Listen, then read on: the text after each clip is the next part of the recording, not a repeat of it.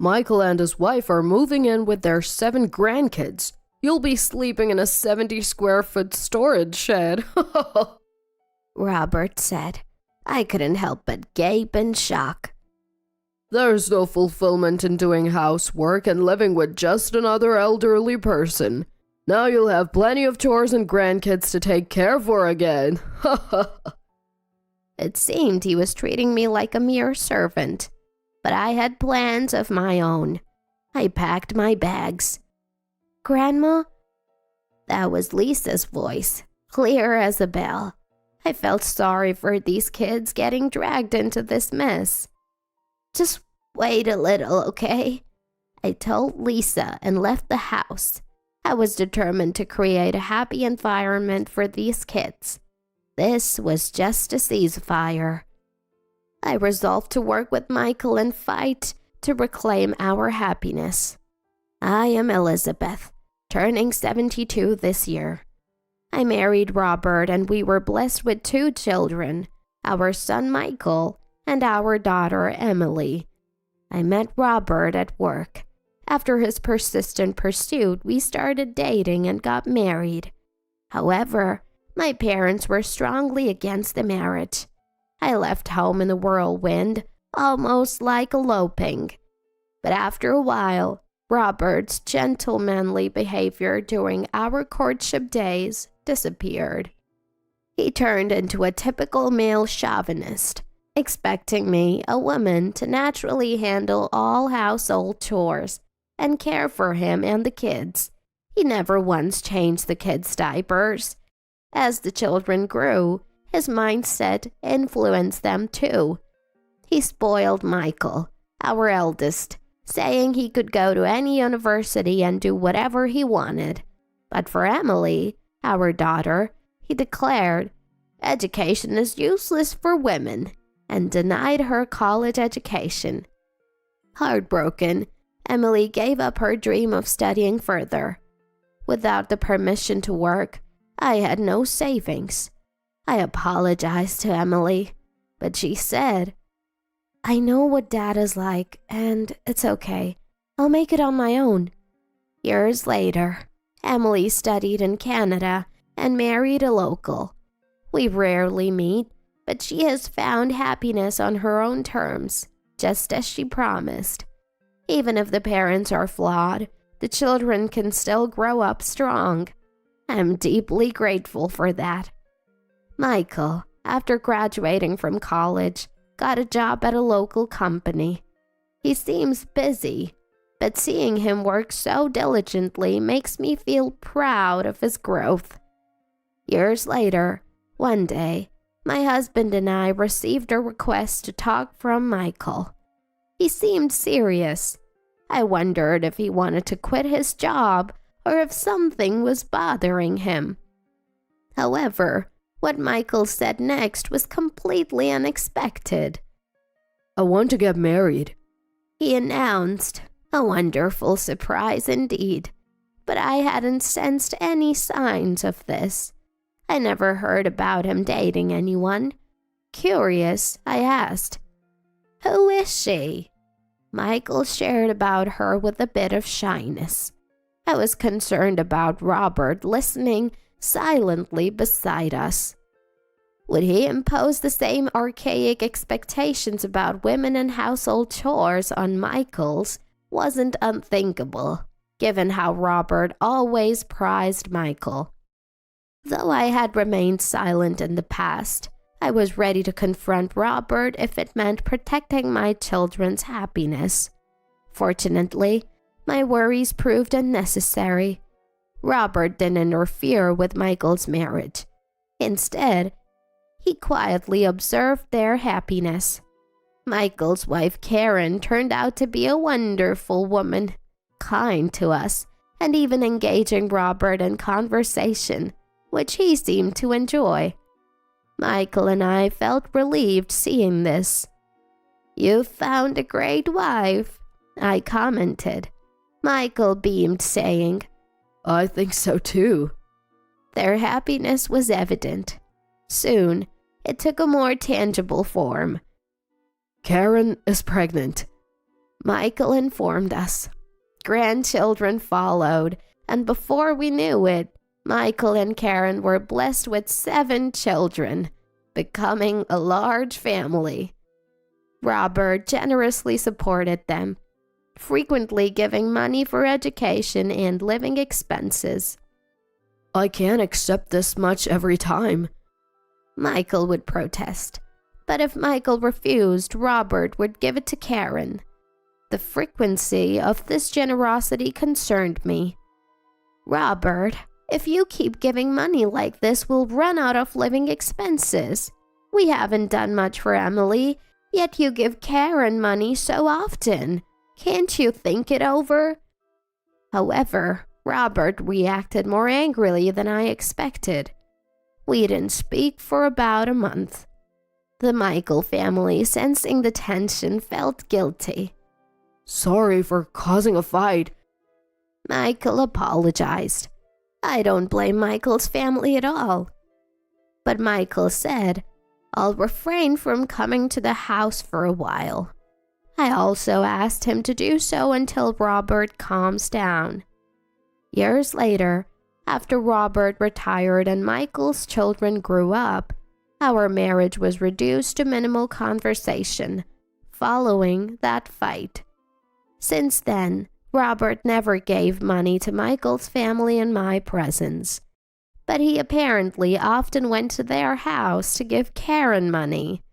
I guess it's his only joy in old age. Aware of this, I chose to turn a blind eye to avoid further arguments. However, one day, Robert suddenly suggested, What about living with Michael's family? The grandkids are many, and eventually this house will go to Michael. It might be good for them to get used to this area now. The idea wasn't bad, but would Michael's family agree? There are still young children in elementary school, and moving them isn't practical. Plus, our house, despite being larger, might not have enough rooms for everyone, potentially making it cramped with more people. I explained this and gently declined the cohabitation. I think Karen is a good person as Michael's wife, but that's partly because we maintain a distance. However, Robert didn't accept my view. One day he went out and returned with a lot of luggage, as if he'd taken a drastic measure. I'm home, he announced. Welcome back. What's with all the luggage? I asked, only to see Michael's family entering our house behind him. Michael wasn't there, but Karen and the grandkids, looking anxious with large bags, were. Hi, Elizabeth. We'll be in your care from today, Karen said cheerily. I was taken aback. We're moving it with Michael and his 7 kids. I've decided you'll be sleeping in a 70-square-foot storage shed. He said, entering the house with the luggage. Wait a minute. Didn't I say that's impossible? Does Michael even know about this? I asked. Michael was at work, so I left him a letter. There's nothing impossible about a family living together. It's spring break now, so it's a good time, Robert said with a smirk. You also got a new room in the storage shed. Huh. There's no fulfillment in doing housework for just 2 old people, right? Now you'll have plenty of chores and grandkids to care for again. He added, Such a thing. Don't think your opinion will always prevail. I stood there, dumbfounded. But what shocked me more than Robert's usual selfish behavior was Karen's reaction. I had always thought of her as a nice person, Michael's wife, but she just chuckled at my dismay. Looks like you'll be busy from now on, Elizabeth, she said. I bristled at her comment. Were they both treating me like a servant? I had my own plans. I left them there, buzzing with excitement, and silently went back to my room to pack my things. What are you doing? Robert asked. Since my opinion doesn't matter in this house, I'll be returning to my parents' home. I replied. What? Robert stood there, stunned. I vaguely heard him and Karen complaining, but it all sounded like noise to me. But just as I was about to leave the house, "Grandma?" I clearly heard Lisa's voice. The poor kids, caught up in all this. "Just wait a little," I told Lisa and left. That night, I got a call from Michael, who had just returned from work. Mom, are Karen and the kids with you? When I got home, I found a note saying they had moved to your place, but no one's home, and Karen isn't answering her phone. He sounded panicked. I calmed him. "They must be fine. Everyone's at the house, but I have left, so I don't know the current situation." Huh? I explained the situation in detail to Michael. I had refused to live together. However, to silence my objections, Robert brought everyone over without my consent, trying to force me into the shed and treat me like a servant. I couldn't stand it and left, but I was worried about the grandchildren. Surely, they too were brought over without having to understand the situation. I'd refuse to live together too. The kids didn't want to change schools, and I've seen enough of Dad to know living together would burden you, Mom. Michael said with a sigh. I need to convince Karen to understand and bring everyone back home. I nodded. I have an idea. Michael seemed interested. I shared my plan with him. "You must be tired from work, but can you help me?" Of course, he replied. "Then I'll contact you again. Rest well for tonight." I informed Michael of this and ended the call. I set down my mobile phone and sighed. It looked like I was in for a busy time. As I pondered this, someone entered my room and spoke to me. Do you think the plan will work? "Yes. Thank you for helping, Dad," I responded. The man smiled satisfactorily. He was my father, Joseph, a landlord of this area. I told you not to marry that man. Now you're back at this age. He chided. "Well, you stopped saying that once Emily and Michael were born," I retorted, laughing together. I had left home almost like an elopement, due to their strong opposition to my marriage. But after my children were born, I understood the value of parents. By then, I had to come to understand my parents' feelings of not liking Robert. I had secretly returned home once to introduce my children to them. My dad, initially angry at my return, quickly softened at the sight of his grandchildren. Come back whenever you're in trouble, he had said. Though we weren't close with our relatives, parents are always parents. Robert didn't know, but my parents had paid for Emily's study abroad. He thought he had funded it, but he only contributed 30%. He was a fool to think that the little amount covered it all. I decided to rely on my parents for this matter and returned to their house. It felt shameful to depend on my elderly parents, but I was ready to do anything to protect my children and grandchildren.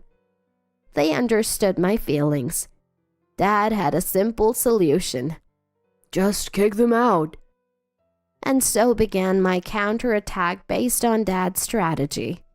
The next morning, I went to the office to get divorce papers and returned home. Robert, seeing me return, smirked. Did you spend the night outside? The shed would have been better. I ignored him and looked towards the kitchen, hearing water running. I thought Karen might be cleaning, but it was my granddaughter, Lisa, a primary school student. Where's Karen? Why is Lisa cleaning up? I shouted at Robert in frustration. Lisa is a girl. She should be able to do housework. He responded nonchalantly. Angered by his words, I retorted. Karen is the woman here, isn't she? She must have noticed my voice. Lisa closed the faucet tightly and smiled at me with relief. "Welcome back, Grandma." "I'm back. Sorry. Where's Karen?" "Mom's still sleeping." I was surprised again. Sleeping? It was already past 9 a.m. "Did you make breakfast, Lisa?" "No, Sarah did before she went to club activities, but it's always like this. I'm in charge of cleaning up." "I see. Good job." Although I praised her, I was shocked. What had Karen been doing all this time? Making the kids do all the housework while she did nothing. These doubts began to surface. "Where's Karen sleeping? I'll go wake her up." I asked Robert. Suddenly he became flustered. She's finally sleeping. It's cruel to wake her up. She's tired from being in a new house. Let her sleep today." Had he ever shown such consideration for me? I did want him to be kind to Michael's wife, but this seemed like pampering, not kindness. Ignoring Robert, I climbed the stairs to the second floor. "Karen, where are you?" I called out loudly. Then I heard a noise from our bedroom. With a bad feeling, I hesitantly opened the door. Karen emerged with disheveled hair. "Ah, Elizabeth, welcome back." Was she sleeping here? With Robert? My expression must have revealed my doubts. Karen awkwardly explained. "I couldn't sleep in my bed, so after Dad woke up, I borrowed his bed." It felt like an excuse. I had sometimes thought they were too close, not just friendly. Maybe I was foolish for never doubting them. I decided not to present the divorce papers I had brought. I realized there was something else I needed to do first. "So, what are you here for? Move your stuff to the shed." Robert, who had followed me, said in panic. "No, I came back to move my things out of the house, not to the shed," I said, taking my clothes and leaving the house. Lisa looked anxious as I left, but I couldn't do anything for her now. "Lisa, I'll be back," I assured her, pained by her obedient nod. After leaving the house, I immediately contacted Michael. I knew it might shock him. It could be a misunderstanding, but I couldn't keep silent. Michael seemed shocked over the phone, falling silent. "It might be my misunderstanding, but if it's true, it's serious. We can't leave the kids in that house." Sarah, the eldest grandchild, is a middle school student. If she realized their relationship, it could deeply hurt her during these sensitive years. "Okay, let's gather evidence." Michael agreed. That night, after 11 p.m., I met up with Michael. He had contacted Karen. He told her to come home because it's far from work if she stays at her parents' house. But Karen refused. "Why doesn't Michael just commute from there? You can come home only on his days off." Karen and Robert must be thinking they'll have the night to themselves without Michael coming back. We contacted Sarah, the middle school student, and asked her to secretly open the house door for us. She complied, opening the door for us late at night while pretending to go to the bathroom. We entered the house and went into the shed Robert called my room. After everyone went to sleep past midnight, we heard footsteps from the living room to the bedroom upstairs. Michael and I looked at each other, waited for the bedroom door to close, and then quietly went upstairs. Standing outside the bedroom, we heard unmistakable sounds from inside. Staggering, I was supported by a pale-faced Michael. We decided and forcefully opened the bedroom door. "What?" "Wow!" Karen and Robert, startled, hid under their blankets. Recording a video for evidence, Michael stood by as I said, "Do you realize what you're doing?" Disgusting! Who should leave this house? Think about it. Wait, it's not what it looks like. Karen protested from under the blankets, but Michael, with a cold expression, kept recording, saying nothing.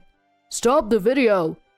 Robert pleaded in panic, but Michael didn't respond, muttering, Divorce. I won't think of you as dad anymore. His words were justified. I couldn't consider such people family anymore. Not wanting to wake the children with more noise, we decided that gathering evidence was enough for the night. Michael and I say to them, Sorry to interrupt. Continue, why don't you? We said, leaving the bedroom. Michael sighed deeply, and all I could do was pat his back. The grandchildren were sound asleep in the living room. Neither of us could sleep, nor could we leave the kids and go back home. You should go home and rest, I suggested, but Michael shook his head, watching the children sleep. The next day, I had Emily pick up the kids. She had hurried back from abroad after hearing from my father that I was kicked out. When she said she would take them to the amusement park, the kids were thrilled. It had been a while since Emily and the kids met, but she, being childless, adored her nephews and nieces, and they were attached to her, so they happily left with her. Left with just 4 of us in the house. We placed the divorce papers in front of Robert and Karen, demanding they sign. Karen began to sob, and Robert looked pale and frozen. What are you doing? Write it quickly, I urged. Robert pleaded. I'm truly sorry. The shed thing was a joke, and yesterday I just got carried away. His ramblings sounded like excuses, which I didn't want to hear. Who cares about getting carried away? You hit on your son's wife. Disgusting old man. Michael spat. And you? Karen, write it now. Karen burst into tears at his words. I'm sorry. I really regret it. Let's go back home and live together again. But Michael's heart was unmoved. In fact, he laughed and said, Go back where? You don't have a home anymore. Karen stopped crying and started trembling. The house will go back to Mom. It was originally her house, Michael declared. I smiled at his words. The house Michael had been living in was built on land my father had given to me as a wedding gift to Michael. I can't let Robert know I gave you the house. He may not be my favorite, but he's your dad. I did this on my own.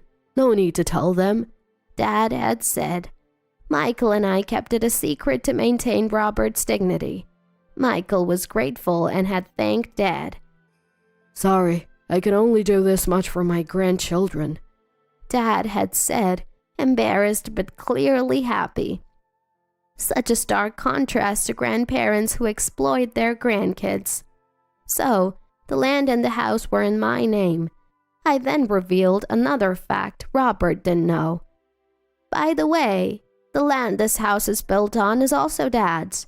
I'm leaving, so either buy the land or return it as a vacant lot, okay? I said cheerfully, and Robert turned even paler.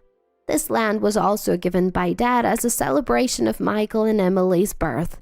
Robert thought I had severed ties with my family, but in fact, Dad was the real owner. There's no way Robert, a stranger now, could use it without any relation. That's exactly what Dad meant. Elizabeth in a shed? Unthinkable. Take the land back. If they divorce, he has no reason to stay. Acting on Dad's words, I initiated the divorce proceedings. Taking away the house when you have kids to raise is too harsh. Are you still Dad? Karen started yelling, but she seemed to be misunderstanding something. What are you talking about? The kids aren't going with you. I'll take custody, Michael said. What did you say? You, making the kids do chores and disregarding their feelings won't get custody. They're old enough to have their say. We can take it to court if necessary. Karen couldn't respond to his words and just looked down. Robert, still overwhelmed by despair, couldn't move. Seeing the two of them like that, Michael and I exchanged glances and smiled. It seemed they had taken quite a hit. Eventually, they signed the divorce papers and we successfully divorced with evidence of infidelity. Michael and I received compensation in the divorce settlements. We reclaimed the houses. Michael's house became a rental property, and my former home with Robert was demolished to become a coin parking lot. Karen returned to her parents' house, where her brother's family lived, likely feeling uncomfortable after her years of slacking. Robert, with his remaining retirement savings, rented an apartment, unbeknownst to him, also owned by us. It would be interesting to see how long he could afford the rent. The grandchildren, who had a great time at the amusement park, returned to my parents' house and slept soundly. With plenty of space, each child got their own room. Although it was out of their school district, they could still attend their original school with an application.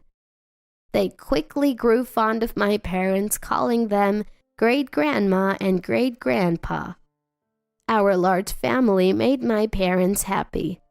Maybe it was for the best that Michael, the grandkids, and I all lived at my parents' house.